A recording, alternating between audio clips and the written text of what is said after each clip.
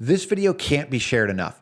Marjorie Taylor Greene just connected the dots between the LA riots, anti-Israel protests, and a global network of radical activists bankrolled by dark money and foreign interests. She names names, she calls out ties to the CCP, and exposes how all this traces back to professional agitators fueling chaos right here in America.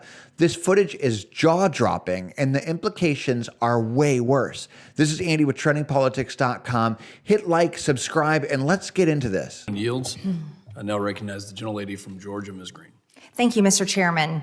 There is a unifying belief of the left, a hatred of America and Western civilization. Anti-Israel extremism is frequently part of a broader anti-Western sentiment.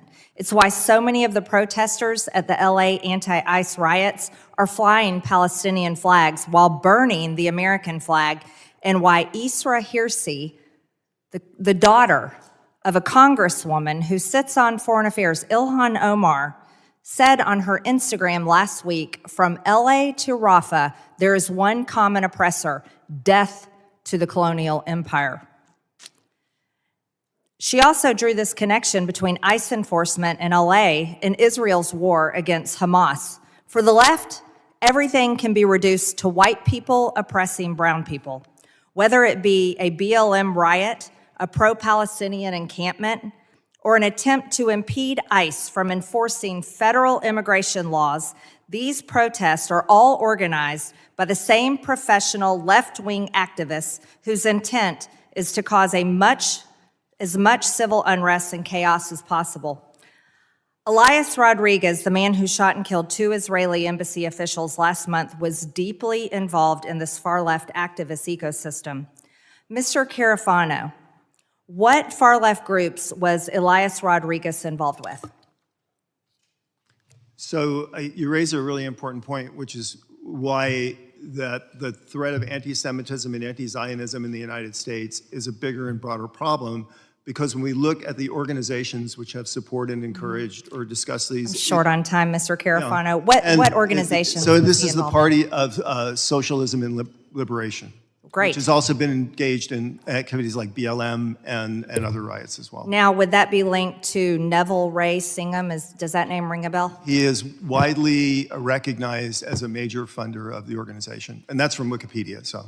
Right, and just to go further on who Neville Ray Singham is, he's the son of a Sri Lankan immigrant and Cuban immigrant, but in 1974, he was investigated by the FBI for his ties to groups engaged against the United States interest. He was a member of a Maoist group. He's also said to be nearly a billionaire and gives his money frequently to left-wing organizations. He's even linked to the CCP.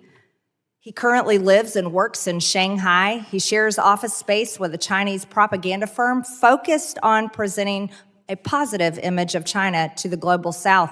And in 2019, he started a consulting business with Chinese partners active in the propaganda apparatus of the CCP.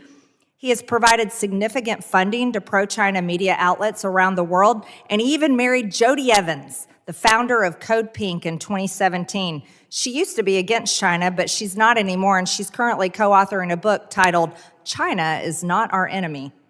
You know what's really interesting about this man is he uses the Goldman Sachs Philanthropy Fund.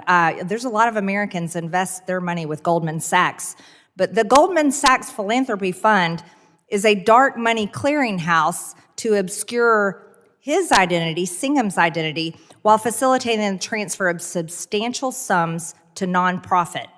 Things like the People's Forum, which received over $20 million from Singham through the Goldman Sachs Philanthropy Fund, organized anti-Israel protests across the country, and was heavily involved in the protests at Columbia and the takeover of Hamilton Mall. Singham also funds $20 million through the Goldman Sachs Philanthropy Group to the Justice and Education Fund, which provides money to pro-China media outlets around the world. And, just as you mentioned, the Party of Socialism and Liberation.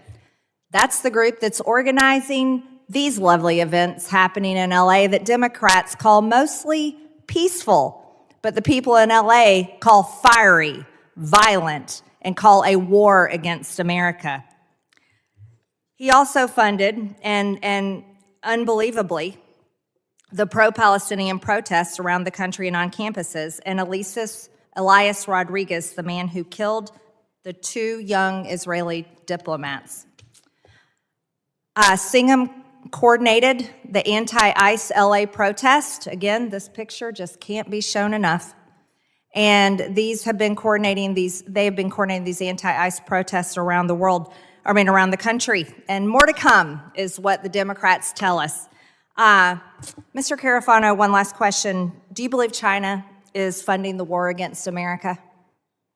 There's a lot of activity in the public record that show Chinese money is flowing into as many of these organizations which have been involved in planning and organizing and supporting these activities. Absolutely. Thank you, Mr. Carafano. I yield back, Mr. Chairman. What Marjorie Taylor Greene just laid out should be front page news everywhere. But you and I both know that the corporate media is not going to touch it because it exposes their side. These so-called protests in Los Angeles, they weren't some spontaneous grassroots outcry. They were coordinated, well-funded political operations designed to destabilize and divide. And now we know where the money trail leads, all the way back to foreign actors, dark money funnels, and individuals with direct ties to the propaganda firms. And let that sink in for a second. The guy funding all this chaos, Neville Roy Singham, he's been linked to the Chinese Communist Party. He works out of Shanghai, shares office space with state-run propaganda outlets, and is married to the founder of Code Pink, who used to criticize China until the money started flowing. This guy is pushing millions of dollars through the Goldman Sachs Philanthropy Fund, millions, to bankroll anti-Israeli protests, ICE blockades, BLM riots, you name it. And he's using nonprofits as a front to do it all. And this isn't some tinfoiled hat conspiracy. This is documented names and numbers and direct funding pipelines, and nobody on the left wants to touch it.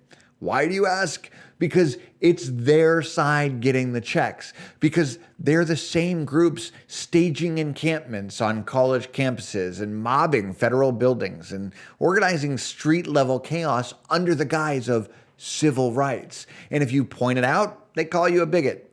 We're not talking about free speech here. We're talking about weaponized activism backed by international interests with just one mission: to rip this country apart from the inside. And they're not even hiding it anymore. These aren't protests, they're recruitment drives. They're testing grounds for political insurgency. They chant death to the colonial empire and wave foreign flags while burning the American one. That's not dissent, that is hostility. Democrats sit there pretending it's all organic, that this is just young people finding their voice. No. This is manufactured rage, organized unrest, and foreign-funded sabotage. And Greene, she didn't just say it, she proved it. She named the organizers. She named the money. She exposed where it came from, and she read it into the congressional record. And the silence from the other side, it's deafening. So here's the question we've got to ask ourselves. How much longer are we going to pretend this isn't happening? How many more cities have to burn? How many more college campuses have to be turned into battlegrounds? How long until we treat this like the threat that it is? Foreign-backed political warfare hiding behind the mask of social justice. And the American people, we're not stupid. We can feel it. We can see it. And we're waking up fast because we don't need a classified briefing to understand what happens when we let our enemies bankroll our domestic unrest. We just need to look out the window. This is Andy with TrendingPolitics.com. Stay informed, stay vigilant, and I'll see you next time.